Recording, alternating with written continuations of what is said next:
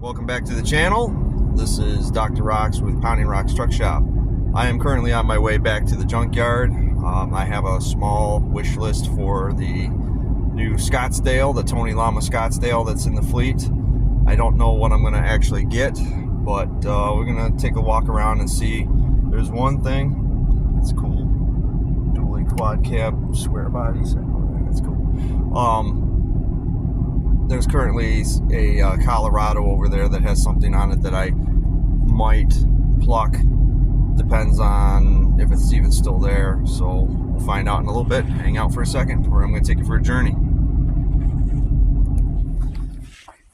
Okay.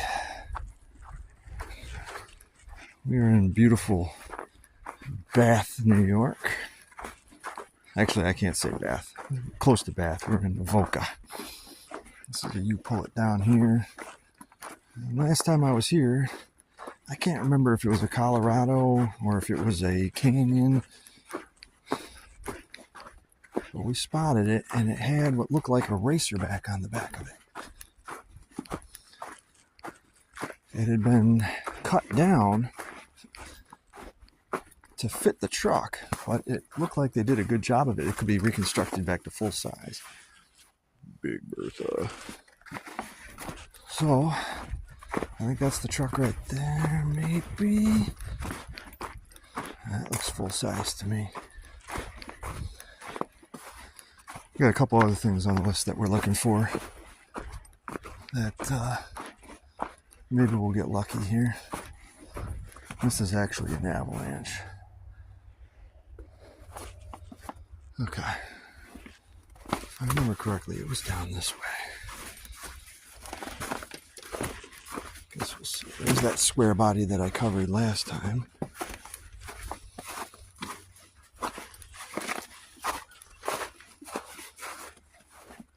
Yeah, there it is.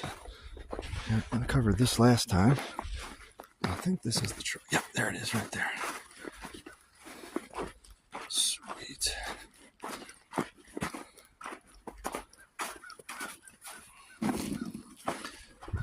Yeah, take a look at this.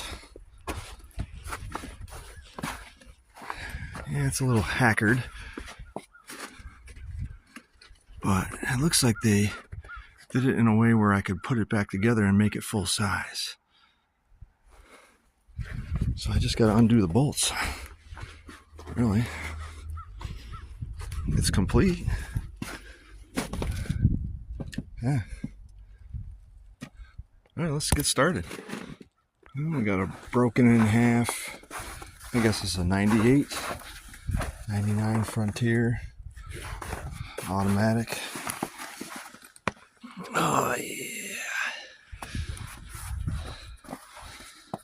Aftermarket tail lights.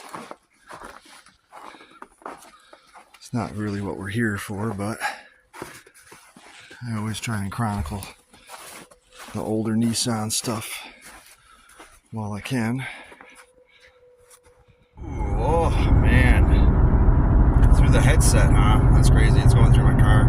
Anyways, mission success. The racerback is in the back of my car. I had to take it apart and put it in. It is pretty badly hacked. I'm gonna go with it's been hacked for 200.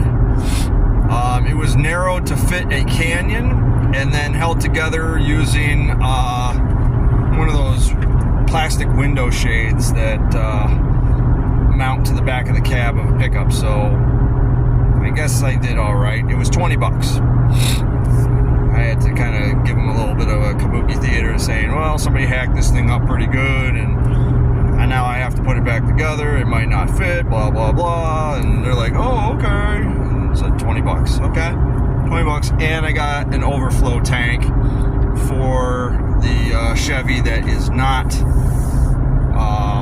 all full of crap. It needs to be cleaned. That one needs to be cleaned out. But the coolant that was sitting in that tank before I cut the hose was green. So that's good. It's not like it had, milkshake going through it or stop leak, which is my biggest fear.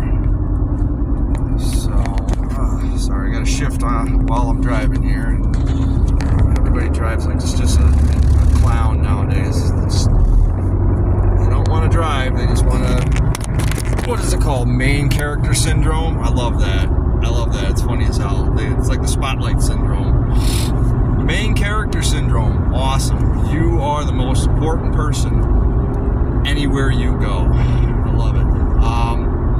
So yeah, now I'm off to pick up some tires for that truck. I talked about those in the previous video.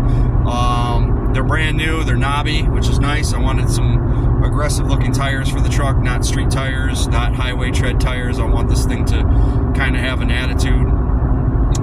They're not LTs though, they're highway tread, but they're knobby highway tread. So, but I'm not hauling anything heavy. I'm pulling a snowmobile, which is, you know, whatever, you know, not that heavy. The trailer itself is pretty light, so the truck's not really going to be taxed that much. I'm not putting it to work like I would like a 3500 HD or anything like that. So yeah, and then the only other interesting thing that I saw in there was that 99 Frontier, which is really in the scope of things is really not that interesting. I didn't see anything that I wanted to pluck off of that, so I didn't. So I walked away from the junkyard today, $30, got me the overflow tank and that racerback.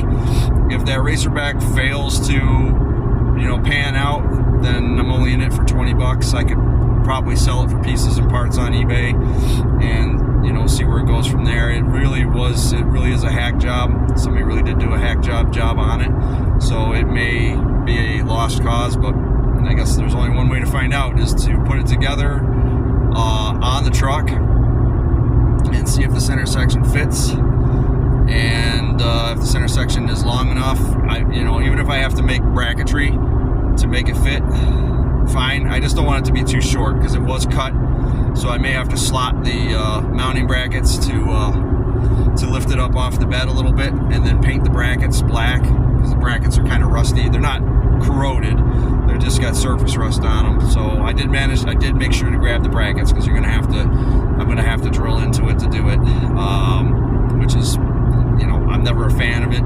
That's why I'm gonna probably use some kind of tape to just make sure this thing lines up first before I make the plunge. So, because every hole you punch in your vehicle is that much less sheet metal and it starts to rust. So, like, share, and subscribe. Thanks for tuning in. I promise you I'll have more Nissan stuff in the future. We got some Chevy stuff going on right now. Most of the fleet is asleep. It's cold out. It feels like February, and it's only the early December days. Usually we, like last year, we still were sitting at like 50 degrees, 60 degrees this time of the year. Now we're sitting at like 9 degrees, so I'm indoors. I'm enjoying the heat, so I'll do what I can. I'll bring to you whatever I can, and thanks for tuning in. See you.